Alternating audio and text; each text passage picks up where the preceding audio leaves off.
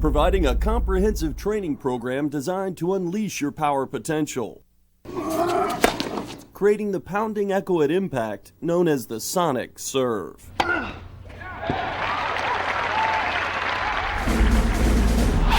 What you are about to see is a visual study of the service motion performed at its highest potential.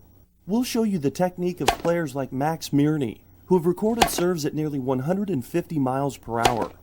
Only a handful of players on the professional tour have eclipsed the 140 mile per hour mark in match competition.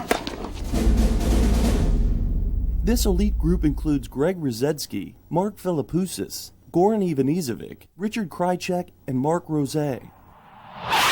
When you compare all these players and analyze their techniques in common, their service motions look nearly identical. We will explore every fundamental component and show you how the mechanics function together, leaving you with a mental blueprint of this high-performance technique.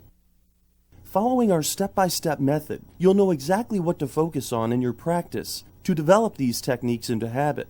And before long, you'll find a sonic serve weapon in your arsenal. You need a weapon, and if that serve is a weapon, automatically, before the match begins, the opponent is already fearing your big serve. Not only then do you have the big serve, you've broken them down mentally, and that's what you need.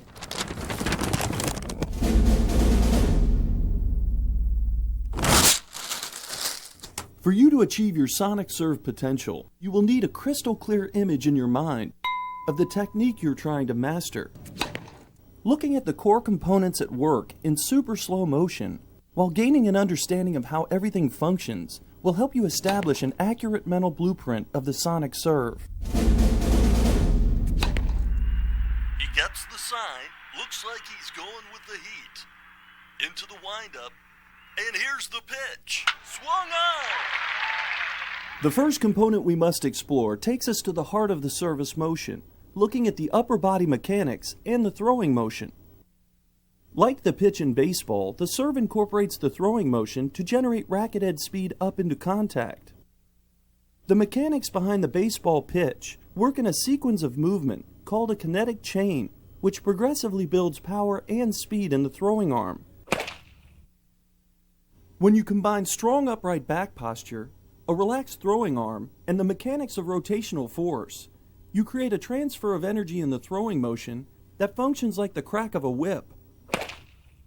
Watch closely and you'll see how this kinetic chain of action works.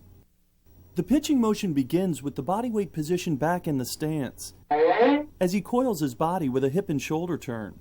To start the forward motion, his body weight begins to shift forward towards the target, as both arms separate to expand and stretch the chest muscles. With his chest muscles fully stretched in the windup, it will be the glove arm that starts the chain of action. By tucking the glove arm, watch how he drives the left elbow in the opposite direction from the target, forcing the left shoulder to rotate away from the target. As the left shoulder drives back, the chest muscles continue to stretch, pulling the right shoulder forward towards the target. As the right shoulder rotates, this pulls the elbow into action, which is quickly followed by the hand. This sequence of movement accelerates the relaxed throwing arm, creating a wrist snap and forearm rotation to release the ball. Looking at it one more time, the glove arm tucks and rotates the left shoulder away from the target, which stretches and pulls the right shoulder towards the target. As the right shoulder is pulled forward, the elbow follows in sequence, then the hand. Thus, the kinetic chain of action. And you want to know something? If you get your racket in your hand and use that motion, the same as throwing a ball, that by itself will take your serve to another level.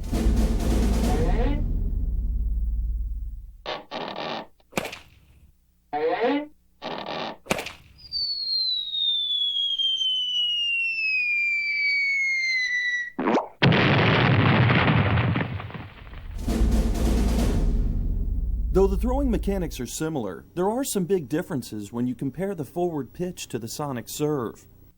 The pitcher takes a big forward stride in his footwork to generate power towards his target, the catcher's glove. Throughout the motion, his shoulders remain level and on the same plane as his target. His throwing elbow stays on a forward track towards the target throughout the motion. As we shift our focus to the sonic serve, we no longer see the front foot taking a big stride forward. The shoulder position does not remain level. Instead, the shoulders tilt to an almost perpendicular position to the ground. And the path of the throwing elbow is no longer on a forward track. The elbow travels on an upward track towards the point of contact. Why all these differences? Your target on the serve is not forward like in the pitch. Instead, the point of contact is the target on the serve. The throwing action and power aim and fire towards the point of contact. So the differences we see between the serve and the forward pitch are the result of the body having to create power in an upward direction on the serve, as opposed to creating power forward. Watch how the pitcher's windup changes when throwing the ball towards an upward target. His shoulder alignment and body position very similar to what we see on the sonic serve. It is the upward pitching motion that you have to master to create a sonic serve.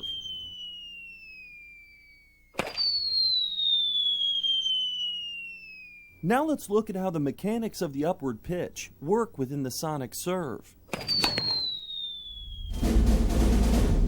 As part of the tossing motion, he shifts his body forward in his stance. His body remains flexible as he bends like a pole vault pole, stretching his hips inside the baseline as his upper body tilts back behind the baseline, creating a balanced position on the front foot. You can see that his chest muscles are fully stretched in this position, and his upper body is positioned and prepared for the upward pitch. As he begins the launch upward towards contact, the hips remain inside the baseline as he creates a snapping action from the hip to launch his upper body up towards contact. The rotation of the shoulder mechanics will be driven by the use of the toss arm, working like the glove arm of the pitcher. The toss arm reaches and pulls towards contact, starting the upward throw as the body snaps from the hip. Notice the butt of the racket being driven up towards contact, indicating the direction of his throwing motion. As the body begins to straighten, leaning into the court, his throwing arm straightens fully in line with the contact point, sending the racket head over the top as the wrist snap and forearm rotation allow the racket head to release completely. We find the butt of the racket pointing upward towards the point of contact on the finish, and his body weight well inside the baseline in a forward momentum position. If you are like most players, you've developed your serve thinking the service box was the target of your throwing action and power.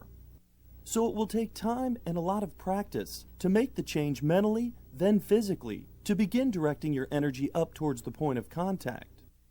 Burn the mental image of this high-performance technique into memory, and it will become the blueprint from which you will build your sonic serve.